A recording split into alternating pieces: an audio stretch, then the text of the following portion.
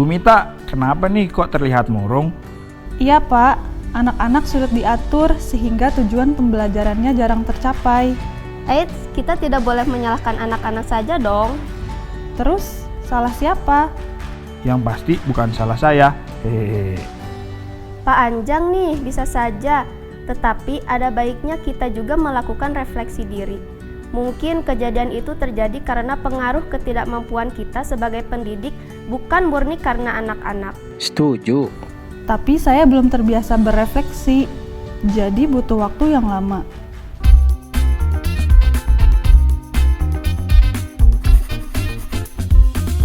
Bagaimana Bapak Ibu Guru? Apakah kita juga mengalami permasalahan yang sama?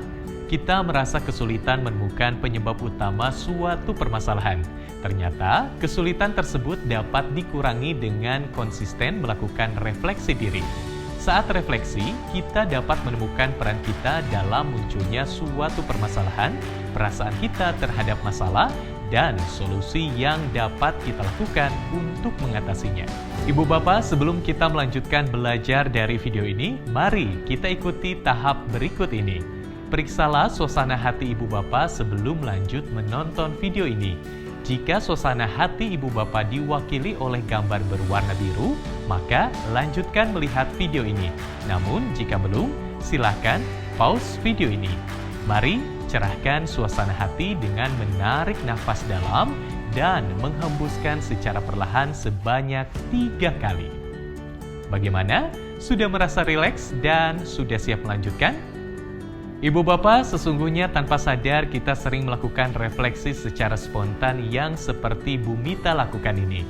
Seperti yang kita alami sekarang, saat kita menyaksikan video ini, kita diajak berefleksi tentang suasana hati atau tentang informasi baru lainnya yang berhubungan dengan pengalaman kita sehari-hari.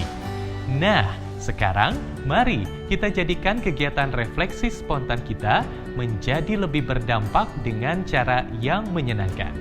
Pada materi ini, kita akan mengenalkan tips 6 lah yang dapat membantu kegiatan refleksi kita menjadi kebiasaan yang menyenangkan untuk dilakukan. Mari kita bahas satu persatu. Pertama, berkomitmenlah. Sebuah kebiasaan dibangun dengan adanya komitmen. Sediakan waktu antara 15 sampai dengan 30 menit setiap hari untuk melakukan refleksi. Refleksi yang baik bukan ditentukan oleh lamanya waktu, namun seberapa efektif prosesnya. Semakin konsisten kita melakukan refleksi, maka semakin mahir kita melakukannya. Untuk mendukung komitmen berefleksi, sediakan waktu dan tempat khusus serta pengingat pribadi berupa catatan atau orang lain. Kedua, bercerminlah. Cermin adalah wadah yang tepat untuk melihat diri kita secara objektif. Berdialoglah dengan diri kita sendiri dan tanyakan hal-hal sederhana seperti beberapa hal ini.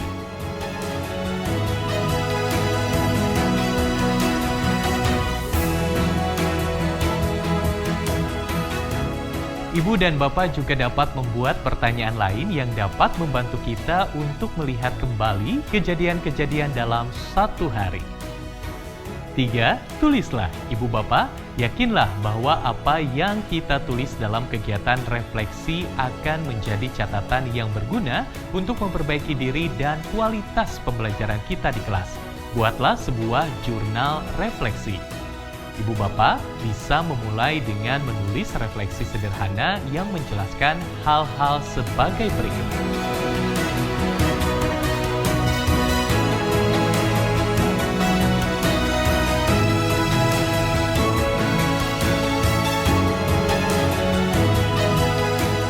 Menulis jurnal refleksi secara kreatif dapat menimbulkan minat untuk mengisi jurnal secara konsisten.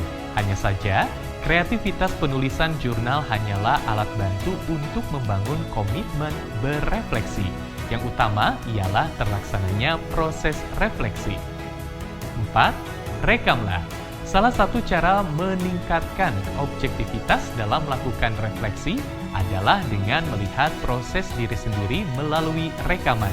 Sesekali, rekamlah kegiatan pembelajaran agar kita dapat melihat proses pembelajaran dengan perspektif yang berbeda. 5. carilah teman. Tentu saja untuk membuat kegiatan refleksi kita semakin kritis, objektif, dan menyenangkan, kita butuh seseorang yang membantu kita. Oleh karena itu, mintalah bantuan rekan sejawat yang kritis dan mampu memberi saran objektif yang membangun untuk proses pembelajaran kita selanjutnya. Jangan ragu untuk meminta umpan balik teman atau bahkan ahli dalam bidangnya untuk menyempurnakan proses refleksi kita. 6. Rayakanlah. Kadang kita sering lupa mengapresiasi diri terhadap apa yang telah diri kita lakukan. Padahal, sekecil apapun perubahan dalam diri kita layak untuk dirayakan.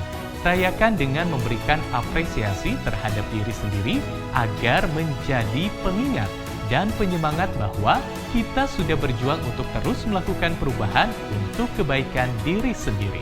Ibu bapak, kita dapat membiasakan kegiatan refleksi dengan cara-cara sederhana seperti yang telah kita bahas. Berkomitmenlah, bercerminlah, tulislah, rekamlah, carilah teman, rayakanlah. Mari kita lakukan kegiatan ini dimulai dari sekarang. Menjadikan refleksi sebuah kebiasaan adalah salah satu kebutuhan pendidik yang tidak akan dimakan zaman.